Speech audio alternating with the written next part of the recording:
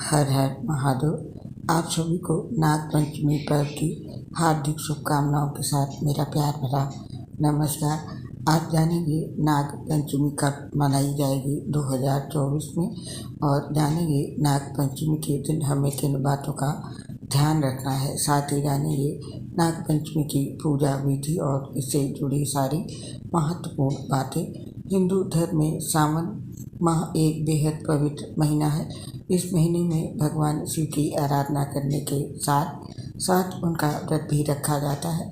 सब कुछ शिवमय होने के कारण इस महीने में पड़ने वाले सभी तीज त्योहार और व्रत का महत्व बढ़ जाता है। पंचांग के अनुसार हर साल इस पवित्र महीने की शुक्ल पक्ष की पंचमी तिथि के दिन नाग पंचमी का पर्व मनाया जाता है। ये पर्व सनातन धर्म में बेहद खास है, क्योंकि नाग भगवान शिव को अत्यंत प्रिय है, जो कि उनके गले में लिपटा रहता है। इस साल के अन्य पर्व त्योहार और व्रत की तरह नाग पंचमी को लेकर भी कुछ कन्फ्यूजन है कि ये कब मनाई जाएगी, 8 या 9 अगस्त को। तो आइए जानते हैं इसकी शुभ तिथि, लेकिन पहले जानते हैं नाग पंचमी पर्व का महत्व। हिंदू शास्त्रों एवं पुराणों के अनुसार पंचमी तिथि के स्वामी स्वयं नागदेव हैं, और इन दिनों सांपों की पूजा करने से मनोवांछित फल की प्राप्ति होगी तथा घर में सुख शांति और समृद्धि बनी रहती है।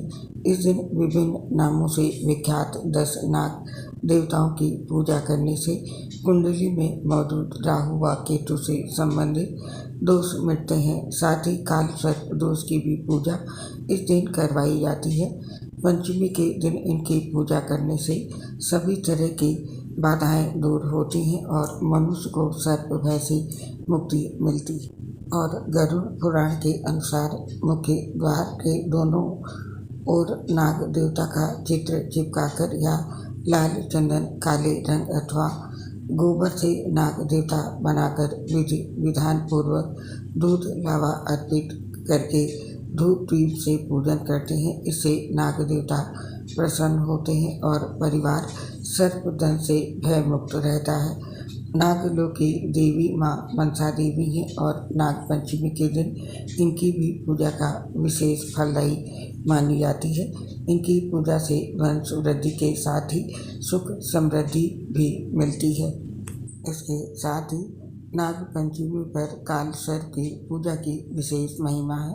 श्रावण माह में नाग पंचमी के दिन काल सर्प योग का निवारण विधि पूर्वक करके इसके प्रभाव को कम किया जा सकता है। रुद्र एवं नागलोक के नाम पर 12 तरह के काल सर्प योग हैं। इसमें अनंत, पुलित, वासुकी, शंखपाल, पद्म, महापद्म, तक्षक, कोटक, शंखचूड़, घातक, विषधर और शेषनाग शामिल हैं। इन 12 योग में कर्कोटक, शंखचूड़ व विषधर विशेष प्रभावी माने जाते हैं। काल सर्प योग विभिन्न प्रकार के लाभ के अवसर के साथ ही ग्रह दशा के अनुसार अनेक प्रकार की परेशानियों को भी उत्पन्न करता है। इस दिन पूजा करके इस दोष से छुटकारा पाया जा सकता है। और अब जानते हैं कब मनाया जाएगा इस साल नाग पंचमी का त्यौहार। जानते हैं इसकी डेट और शुभ तिथि। सावन माह की हरियाली तीज के 2 दिन बाद नाग पंचमी तिथि पर नाग पंचमी का पर्व मनाया जाता है। इस साल इस तिथि की शुरुआत 9 अगस्त 2024 दिन शुक्रवार की रात में 12:35 से होगी, जो 10 अगस्त 2024 दिन शनिवार की सुबह 3:14 तक रहेगी। ऐसे में इस साल नाग पंचमी का पर्व 9 अगस्त को मनाया जाएगा। और अब जानते हैं नाग पंचमी के दिन पूजा का शुभ समय। नाग पंचमी एक ऐसा पर्व है जिसमें नाग देवता की पूजा पूरे दिन में कभी भी की जा सकती है, लेकिन शुक्रवार 9 अगस्त 2024 को नाग पंचमी पूजा का मुहूर्त सुबह 5:47 से लेकर 8:27 तक है। वहीं कुछ पंचांगों के मुताबिक भगवान शिव सहित नागों और सर्पों की पूजा के लिए 9 अगस्त को दोपहर 13 से लेकर 1 बजे तक का समय भी शुभ है। साथ ही ट्रेन पंचांग के अनुसार भी इस दिन पूजा का विशेष मुहूर्त दोपहर में 12:13 पर शुरू होगा और दोपहर 1 बजे समाप्त होगा। इस दिन प्रदोष काल में नाग देवता की पूजा का बड़ा महत्व है। 9 अगस्त को शाम को 6:33 से लेकर रात के 8:20 तक नाग देवता की पूजा करने के लिए सबसे उत्तम मुहूर्त रहेगा।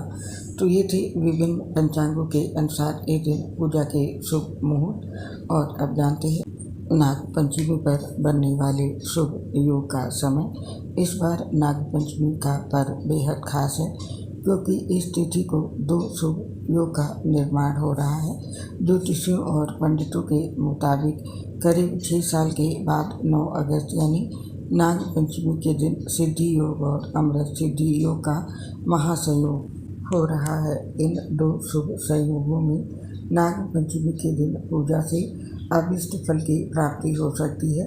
धार्मिक मान्यता के अनुसार इस दिन देवताओं की विधि पूर्वक उपासना करने से घर परिवार में शांति और धन धान्य का वास होता है। साथ ही काल सर्प दोष से भी मुक्ति मिलती है। और अब जानते हैं नाग पंचमी की पूजा का सही विधि विधान और पूजा का मंत्र। श्रावण शुक्ल पक्ष की पंचमी के दिन सूर्योदय से पूर्व स्नान ध्यान करके स्वच्छ वस्त्र धारण करें। भगवान शिव का ध्यान करके व्रत एवं पूजा का संकल्प लें।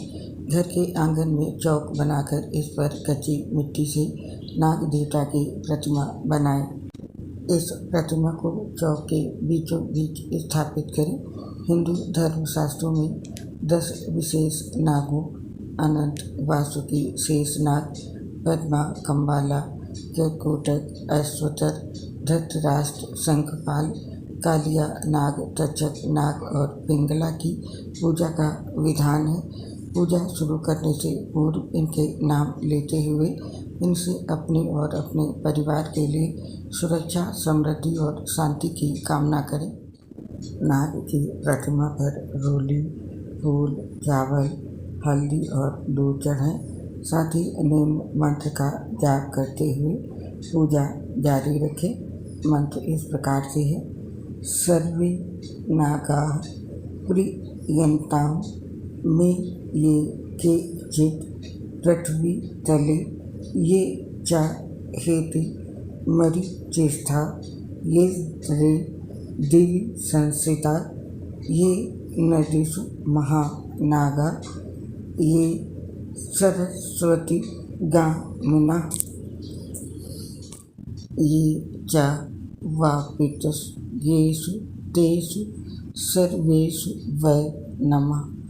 और अब पूजा स्थल पर फल, मिठाई, शक्कर चढ़ाएं और शिव जी का ध्यान करके उनका निम्न शक्तिशाली मंत्र का 108 बार जाप करें। मंत्र ओम नमः शिवाय।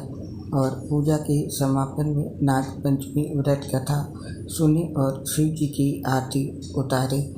तो ये थी पूजा विधि और मंत्र। आप जानते हैं नाग पंचमी की पूजा करते समय हमें किन बातों का ध्यान रखना है। नाग पंचमी को लेकर एक भ्रम लोगों में होता है कि इस दिन नाग देवता को दूध पिलाना चाहिए, लेकिन शास्त्रों में नाग देवता को दूध पिलाने के लिए नहीं बल्कि दूध से स्नान कराने को कहा गया है।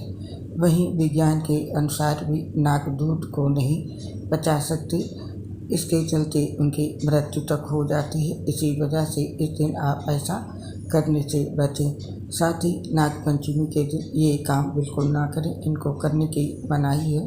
लोक मान्यता के अनुसार नाग पंचमी के दिन नाग देवता को दूध पिलाया जाता है, लेकिन सर्प विशेषज्ञों के अनुसार अगर सांप को दूध पिलाया जाता है तो इससे उनकी सेहत बिगड़ जाती है और उन्हें नुकसान होता है। इसीलिए इस दिन किसी मंदिर में जाकर भगवान शिव के ऊपर बने नाग देवता का दूध से अभिषेक करें और उनकी पूजन करें। आप मंदिर में एक कटोरी में दूध रख सकते हैं, लेकिन इस दिन नाग को दूध ना पिलाएं। इसके साथ ही नाग पंचमी के दिन ये काम बिल्कुल ना करें। नाग पंचमी के दिन इस बात का ध्यान रखें कि इस दिन ज़मीन की खुदाई ना करें और ना ही खेत में हल चलाएं। शास्त्रों में ऐसा करने के लिए मना किया गया है। अगर उस जमीन पर सांपों का बिल बना हो या सांप हो तो उन्हें नुकसान पहुंच सकता है। इसके अलावा नागपंचमी के दिन नुकीले और धारदार चीज़ें जैसे धारदार चाकू, छुरी, कैंची आदि का भी इस्तेमाल नहीं करना चाहिए। इस दिन सिलाई कढ़ाई नहीं करनी चाहिए। मान्यता के अनुसार ये कार्य करना इस दिन मना है। इसके साथ ही नागपंचमी के दिन इन नियमों का पालन करें। नागपंचमी के दिन सुबह जल्दी उठें और स्नान करने के बाद पूजा करें। साथ ही इस दिन मंदिर में चांदी के नाग और नागिन का दूध से अभिषेक करें और जीवन में सुख शांति की प्राप्ति के लिए कामना करें। मान्यता है कि ऐसा करने से जातक को राहु और केतु से संबंधित दोषों से छुटकारा मिलता है। नागपंचमी पर चांदी के नाग और नागिन का दान करने से कार्यों में आ रही बाधा दूर होती है और काल सर्प दोष से मुक्ति मिलती है। इसके अलावा साधक को नाग देवता का आशीर्वाद प्राप्त होता है। नागपंचमी के दिन नाग देवता और शिवलिंग पर दूध अर्पित करने के लिए तांबे के धातु से बने पात्र का प्रयोग नहीं करना चाहिए। दूध चढ़ाने के लिए पीतल से बने पात्र को अच्छा माना जाता है। इसके साथ ही नागपंचमी के दिन कुछ खास बातों का ख्याल रखना चाहिए। इस दिन किसी सांप को नुकसान नहीं पहुंचाना चाहिए।